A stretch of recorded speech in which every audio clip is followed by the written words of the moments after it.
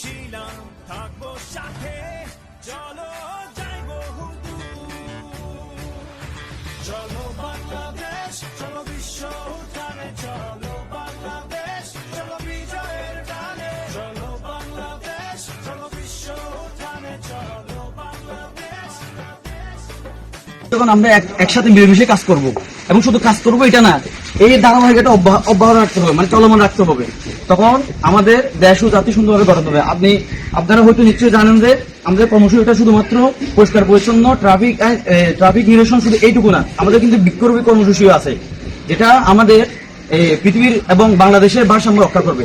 আমরা প্রত্যেকে চাইবো শুধুমাত্র ছাত্র না, আমরা যারা অভিভাবক আছি এবং প্রত্যেক দলের মানুষকে আমরা আহ্বান করব, আমরা কমপক্ষে এই স্বাধীনতার দেশে নতুন স্বাধীনতা উপলক্ষে একটা করা হলে প্রত্যেকে আমরা একটা করে বৃক্ষরোপণ করবো, ফলে আমাদের ওয়ার্ল্ড এবং হচ্ছে কি এবং বাংলাদেশের ভারসাম্য রক্ষা পাবে। ধন্যবাদ আপনাকে। এই কার্যক্রম শুধু কি আজকে এর মধ্যে কি পরে থাকবে?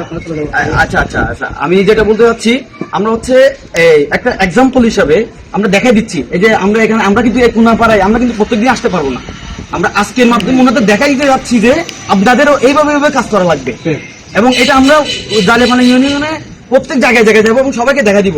তাহলে বাকিটা চলমান রাখার দায়িত্ব হচ্ছে ওনাদের, এবং এখানে যারা ছাত্র সমস্যা আছে, ছাত্র ভাইয়ের আছে, ওনাদের দায়িত্ব হচ্ছে সব মনিটরিং করা এবং একসাথে কাজ করা।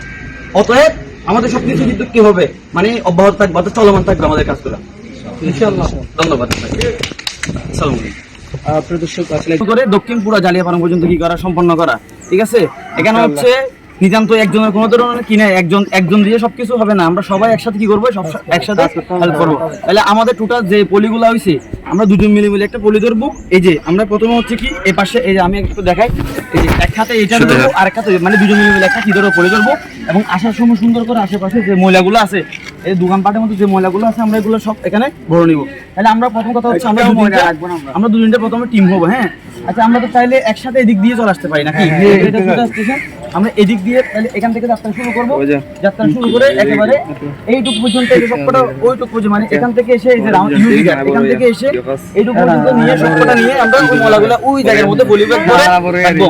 এবং নির্ধারিত এখানে যে মানুষগুলো আছে ওনাদের আমরা বলবো যে আপনারা দয়া করে, মানে এখান থেকে যে ময়লাগুলো দেওয়া হয়েছে সরকারি কর্তৃক যারা ময়লা নিষ্কাশন করে, ওনারা যাতে নিয়ে যায়, ওদের যে কোনো একজনকে আমরা কি দিব, দায়িত্ব দিব। তাহলে দয়া করে আমাদের হাতে যেহেতু সময় খুবই কম, তাহলে আমরা ওই জায়গা থেকে স্টার্ট করে দিই।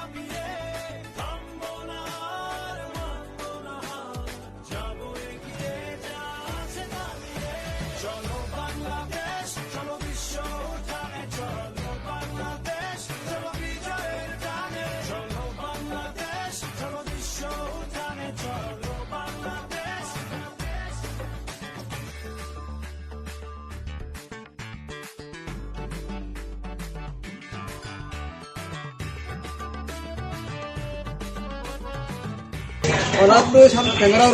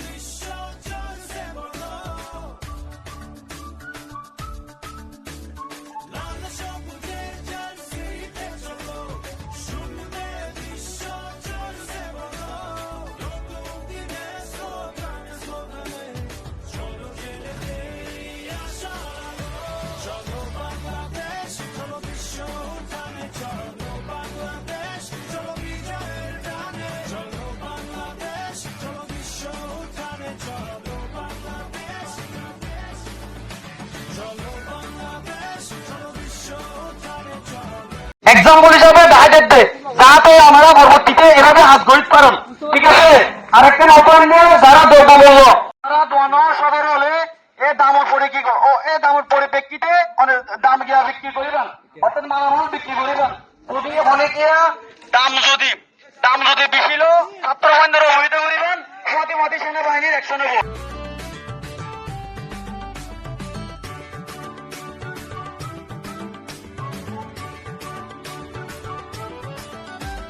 লাল সবুজের জার্সিতে চলো, শুনবে বিশ্ব চলছে বলো। লাল সবুজের জার্সিতে চলো, শুনবে সেগুলি সুন্দর করে অনুভব করিবেন, অনুভব করিয়া বিশেষ করে আমাদের ধ্যান মেসে তারা পক্ষ আমরা গোবর জড়িয়ে দিবেন, জড়িত মেসে আমাদের মৌল আবর্জনা বিনোদ জড়িত রাখি হলে নির্দিষ্ট স্থানের মধ্যে আমরা ফেলে দিবেন। আমরা আসি এটা যেসব ছাত্র আছে দেখুন গ্রাম থাকে বিভিন্ন জন টাকা বিভিন্ন প্রতিষ্ঠানের পড়ালেখা করে, অথবা আরো কোনো প্রত্যেকদিন অনেক পরিষ্কার করে দিতে হয়। ওনারা নৈতিক দায়িত্ব হচ্ছে ওনারা বাজারটা ওনারা স্টেশন পরিষ্কার রাখা, অথবা ওনারা বিশেষভাবে অনুরোধ করে এবং আজিয়া এবং হালিয়া আজিয়া বিশেষ করে আজিয়া পরিষ্কার করে দিতে, হালিয়া এবং বর্ষাটি নারা দিয়াতে মানে সেজনাতে যদি কোনো ধরনের সামনে জড়ি না থাকে এবং ময়লা আবর্জনা মানে নির্দিষ্ট স্থানে না ফেলেন, ওনারা প্রতি আরো কঠোরভাবে অ্যাকশন হবে সেনাবাহিনী এবং পুলিশের মাধ্যমে ওনাদের শাস্তির আওতা নিয়ম। আর বিশেষ করে একটা ঘোষণা হলে বাংলাদেশ যে সরকার কথা নিয়ে সেনাবাহিনীর পক্ষ থেকে প্রতিনিয়ত মালামালের দাম নির্ধারণ করে দিয়ে ওনারা যদি নির্ধারণ করে নির্ধারণের পরে যদি বেশি দেখুন, যদি অনেক রিপোর্ট পায় অথবা যে মাল বিক্রি করছেন যদি রিপোর্ট পাওয়া যায়,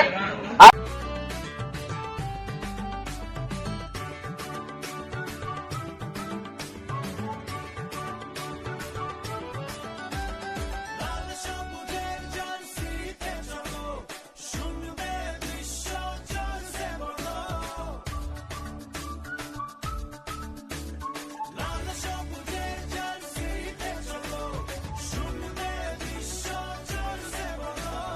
নতুন দিনে স্লোগানে চলো জেলে এই আশার আলো। চলো বাংলাদেশ, চলো বিশ্ব সবাই সমান ছাত্র।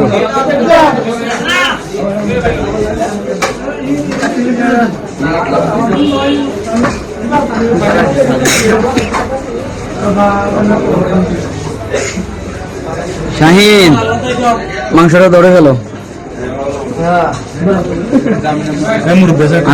আর মুরব্বী ভাই মাশাআল্লাহ ড্রাইভার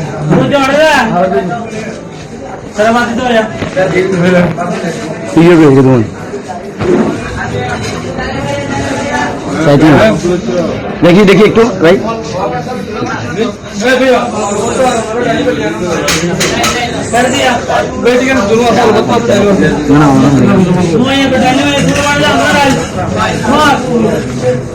ব্যাগ ইচ্ছে গিয়ে গরম থাকবে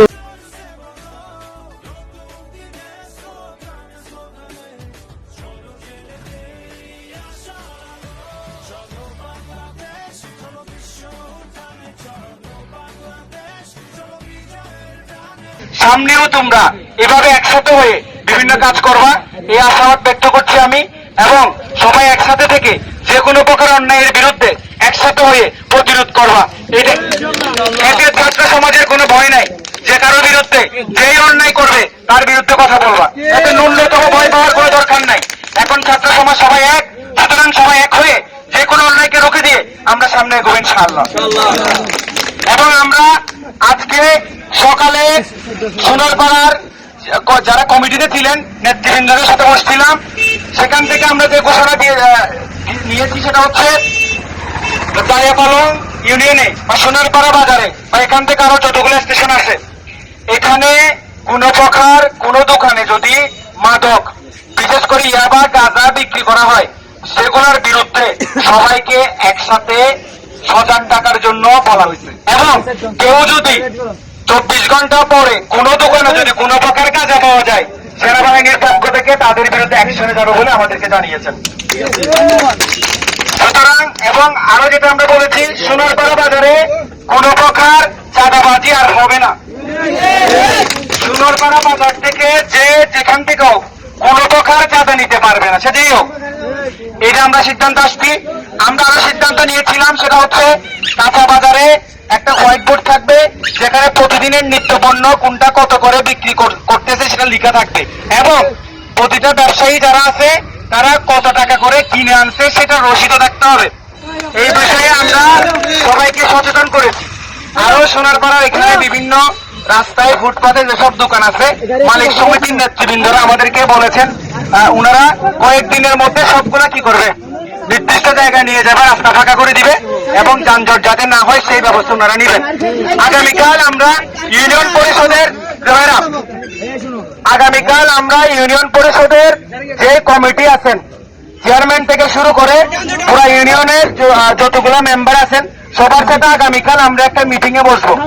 সেখানে ইউনিয়ন পরিষদের কাজ থেকে শুরু করে জালিয়াপাড়া ইউনিয়নের যত প্রকার উন্নয়নের কাজ আছে, ওনারা কিভাবে করবে, কিভাবে করছিল, আগামী স্টেপে কিভাবে করার আমাদের প্ল্যান, এসব বিষয়ে আমরা আলোচনা করব এবং আমরা ছাত্ররা কি চাই সেটাও ওনাদেরকে আমরা জানিয়ে দিব।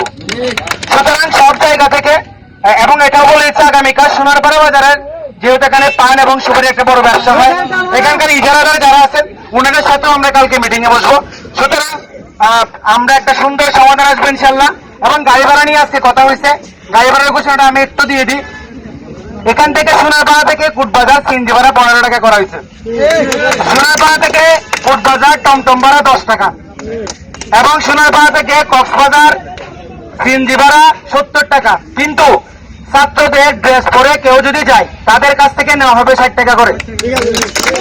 এবং সোনারপাড়া থেকে ইনানি নরমালি সিএনজি ভাড়া 15 টাকা, মানে ইনানি স্টেশন পর্যন্ত। কোন ছাত্র যদি ড্রেস পরে থাকে তার কাছ থেকে টাকা নেওয়া হবে 10 টাকা।